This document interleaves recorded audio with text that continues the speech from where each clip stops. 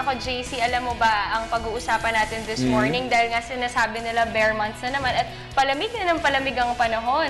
At syempre kung gusto mong namnamin ang ganyang klase ng temperatura, panahon, pumunta ka sa Baguio at sa Cordillera. Pero ngayong umaga pag-uusapan natin, alam nyo ba na ang Cordillera pala ay ang vegetable basket of the country. So ngayon, para pag-usapan natin ang mga detalye tungkol dyan, makakasama po natin this morning ang ating very special guest, si Congressman Teddy Baguilat Jr. Good morning po. Good morning, JC. Good morning, Congressman. Good morning. So, Congressman, umpisa na natin Cordillera. Kamusta po ang Cordillera ngayon? Well, sa ngayon, medyo tinamaan ng bagyo no? Kasi pag may bagyo, talagang kami yung sinasalanta rin because of the landslides. But basically, it's doing okay in terms of the economy dahil dumadami pa rin ng mga turista. At ngayon, pinag-uusapan na rin namin yung Cordillera Autonomy na gusto namin ipaglaban para mabuo na yung inasaasahan ng mga kababayan namin na maging regional autonomous setup kami. Because I think it will really help the Cordillera region as a whole. No? At marami rin mga positive developments in terms of education, no? Yung mga universities doon sa Cordillera. In fact, Baguio City, which is the regional center ng Cordillera, is one of the education hubs of the Philippines. No? So it's looking good. Congressman, nabanggit nyo itong Cordillera Regional Autonomy. No? Pero at this point, meron na tayo supposedly autonomy. Hindi ba ganito, Congressman? Ano ba yung sitwasyon ngayon ukol sa usapin na ito? Well, sa ngayon, administrative region pa rin ang Cordillera. Right. Sa ating saligang batas, dalawa kasi ang dapat autonomous government, no? Sa Cordillera at saka sa Mindanao. So ngayon, medyo muusog yung sa Mindanao. Sa Cordillera, hindi pa dumarating sa punto na handa na kami magdesisyon na gusto namin maging autonomous. No? Although, maaari naman natin sabihin na autonomous yung mga local government units. No? But iba pa rin kasi region, may autonomous government setup. Ikaw yung magpapanday ng mga batas na angkop sa inyong kultura. Yung paghati ng mga income, no? Yung mga buwis, mas malaki ang napupunta dun sa region. Because aminin natin na well, napakaganda ng Cordillera. Isa ito sa mga pinaka-underdeveloped na region sa buong Pilipinas. No? And in terms actually of the national budget, kasi ngayon, budgeting season ngayon sa Kongreso, sa 2014, kami yung pinakamaliit na share ng national budget. No? Kasi in terms rin of population, kami rin ang pinaka-kaunti. No? Dahil malubundukin So medyo hindi mo naman maaasahan na napakaraming mga tao ang nagmamigrate sa bundok dahil may kahirapan rin ang buhay pag ikaw ay nananatili sa kabundukan. Congressman, ito nga po, kanina na pag-usapan natin yung ganda at turismo. Ano po ba ang para sa inyo pinagmamalaking siguro spot or place ng Cordillera sa buong bansa at hindi lang sa ating bansa kundi sa buong mundo? Well, sa aking lalawigan mismo, it's the Rice Terraces, no? Teradong Palayan. It's a World Heritage Site. It's a UNESCO Heritage Site. Siya ay dinadayuhan ng mga turista, mga dayuhan, at mga local tourists na rin. No? And then pag pumunta naman tayo sa Mountain Province, nandiyan ang Sagada, no? Which is fast becoming one of the top tourist destinations in the Philippines. And of course, hindi maalis ang Baguio. Baguio naman, siguro karamihan ng mga Pilipino nakabisita na sa Baguio. Hindi lang siguro sa malamig na klima, kundi kakaiba ang itsura ng Baguio, pine trees, bundok, no? Andiyan ang John Hay. But marami mga attractions actually na hindi pa natutuklasan ng mga kababayan natin, no? Mga waterfalls, mga caves sa ibang mga lugar. And of course, lumalakas na rin doon ng parang extreme sports, no? Yung mga rock climbing, mountain climbing, spelunking. So, bawat lalawigan may kanya-kanyang mga tourism attractions na gusto sana namin i-develop aside from the Banawe Rice Terraces, aside from Sagada and Baguio. Pero sir, paano natin pinipreserve itong mga tourist spots na ito? Kasi alam ko sa Rice Terraces, mula sa pag-uusap na rin natin, meron kayong, merong efforts ang DA i-preserve ito. Paano ito ginagawa, Congressman? Yeah. Kasi ang Rice Terraces, hindi naman siya tourism attraction lang. Yan talaga ang source ng kabuhayan ng mga Ifugaos. No? Kasi agriculture ang Cordillera. It's an agricultural place. So, ngayon, gumuguho yung rice terraces walls dahil sa climate change. No? So, merong programang Department of Agriculture. Hindi lang dahil sa tourism, kundi gusto rin kasing suportahan ni Secretary Proce Alcala ang organic agriculture. And since isa sa mga nakikita nilang magiging top product sana ng Pilipinas ay upland organic rice.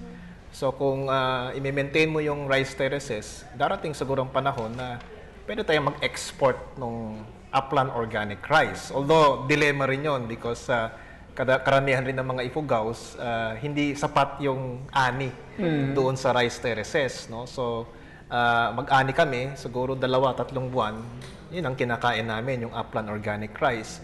Pero the rest of the year, binibili namin NFA rice, yung commercial rice na nahahanap mo sa kapatagan. But now, we do hope na magtagumpay itong programa ng Department of Agriculture para karamihan sa mga mamamayan namin na nagdumadayo sa ibang lugar ay bumalik. At sabihin nila na binibigyan naman kami ng pansin ng ating pamahalaan. At the same time, pag ma-maintain mo kasing rice terraces, lalakas pa talagang tourism. And tourism naman breeds other sources of livelihood. No, commerce, business. So, parang yun ang nakikita kong vision ngayon. No? So, Congressman, yun nga, napag-usapan natin, JC, yung tungkol sa kanilang mamamayan. So, yun po yung gusto kong malaman. Kamusta po yung mga indigenous tribes po? Paano po sila nag-a-adapt sa modernization at paano sila natutulungan ng pamahalaan? Yun nga, kasi nung pumasok na nagpumasok ang religion sa Cordillera, no? Naging Kristiyano kami. Marami sa mga rituals medyo nakalimutan. And then pumasok ang cash economy. So noon kasi barter system ang mga katutubo di ba? Pag sa hirap at sa ginhawa, nagdadamayan yan, nagtutulungan. Ngayon, pera na ang mahalaga. Kanya-kanya na rin. Oo, so kinakailangan mo nang maghanap ng ibang kabuhayan dahil hindi sapat yung rice terraces. So maraming ang marami rin sa aming mga kabataan ang nakakalimutan na nila yung kanilang cultural heritage.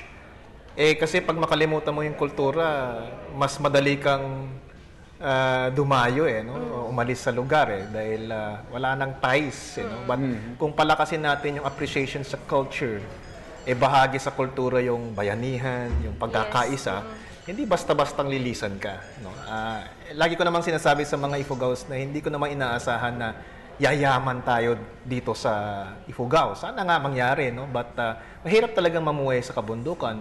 Pero at least kung mabigay mo yung basic needs nila, may edukasyon sila, may kalusugan, may mga programa, isipin nila na manatili na lang ako dito kaysa dumayo sa ibang bansa. Anyway, andito ang kultura, andito yung pamilya ko, andito yung lupa namin. Because kahit sabihin natin in terms of pera, sa cash, hindi nga sila ganun kaya mayaman, pero meron silang sariling lupa.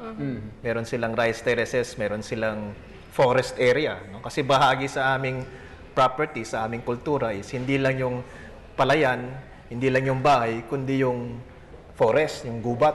Meron kang sarili mong gubat. So, yun yung parang mag-uudyok sa'yo na maiwan doon sa rice terraces at ituloy na i-maintain yung rice terraces. Oo, may mga ngalaga doon, JC, at the same time, napapahalagan at nabibigyan ng importansya yung kanilang kultura. Pero Congressman, gaano kalaki ba itong problema ng migration ng mga miyembro nga ng indigenous peoples from Ifugao to Manila or other urban centers?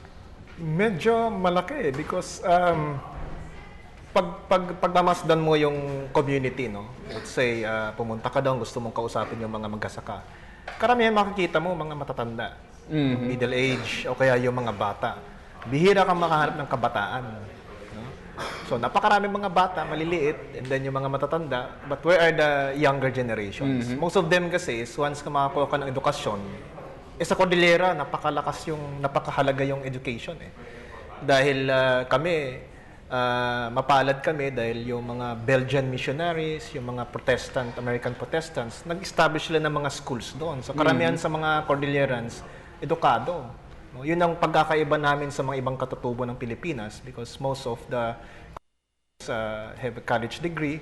And so, natural lang na since wala ka namang mahanapan na maraming mga opisina sa Cordillera, kung dumadayo sila sa syudad o kaya pumupunta ng abroad. No?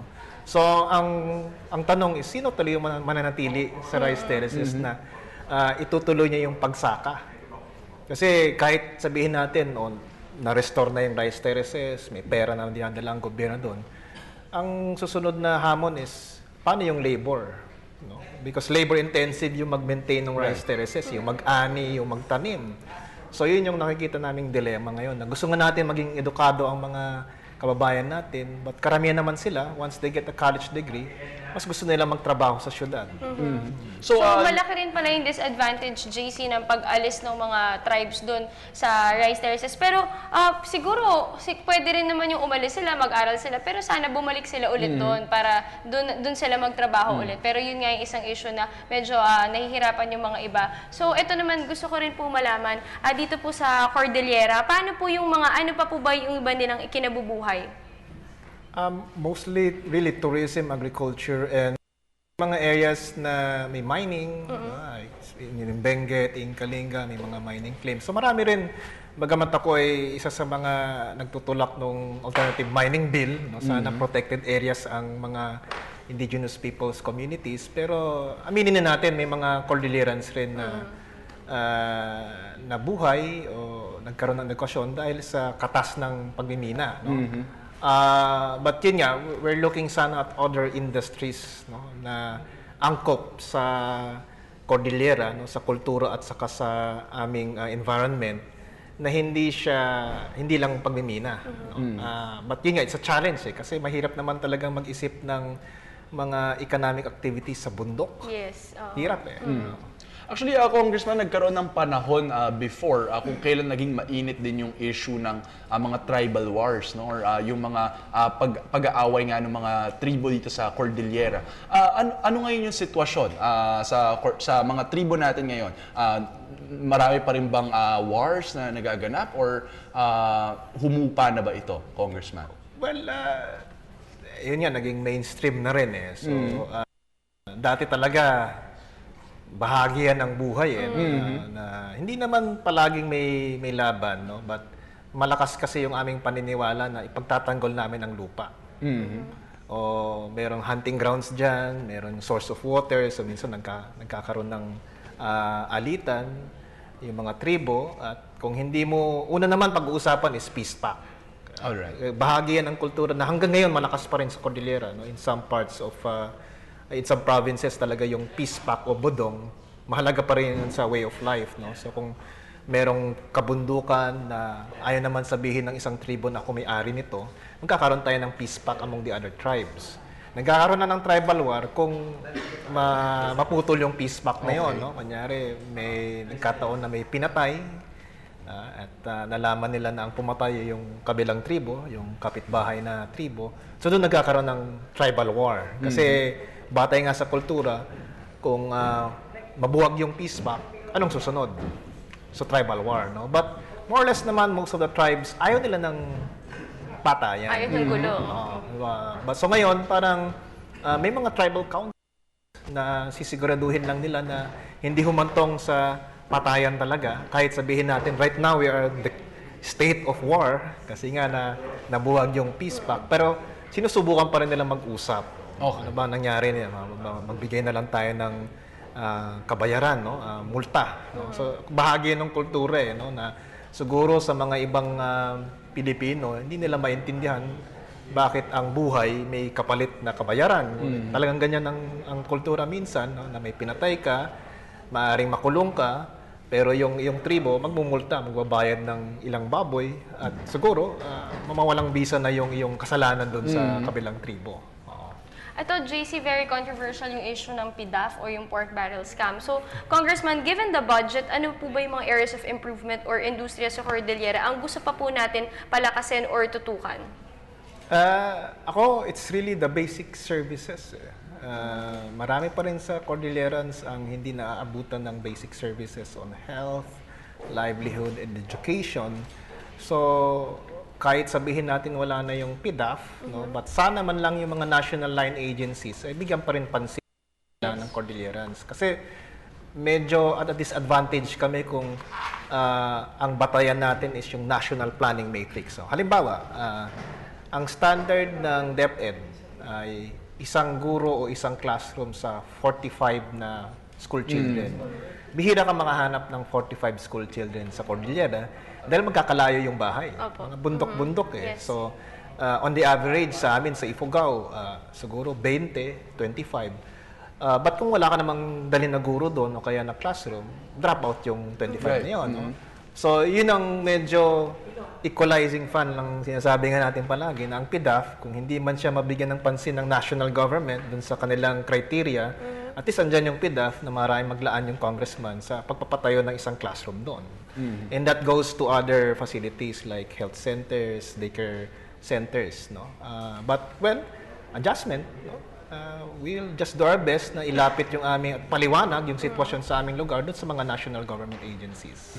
So I think, Dayan, talagang makikita natin, no, from Congressman Bagilat, no, talagang napaka-specific ng mga pangangailangan, no, tsaka specific noong mga kailangan sa Kailangan. Cordillera. Lalo na yung mga basic needs ng mga tao mismo doon. Yun ang pinakakailangan din nila. Yes, oh. So parang I really see this na mukhang maganda nga yung sinasabi ni Congressman Bagilat kanina, no, na yung autonomy na mandated dapat sa Constitution na mukhang kailangan nga, no, dito sa Cordillera dahil yung mga batas, no, kailangan i-adjust, no, para sa ating mga kapwa Pilipino na Cordillerans, no, at mukhang kailangan pang-aralin further itong issue na ito. So, Congressman, siguro baka pwede magbigay na lang kayo ng huling Any mensahe. last message?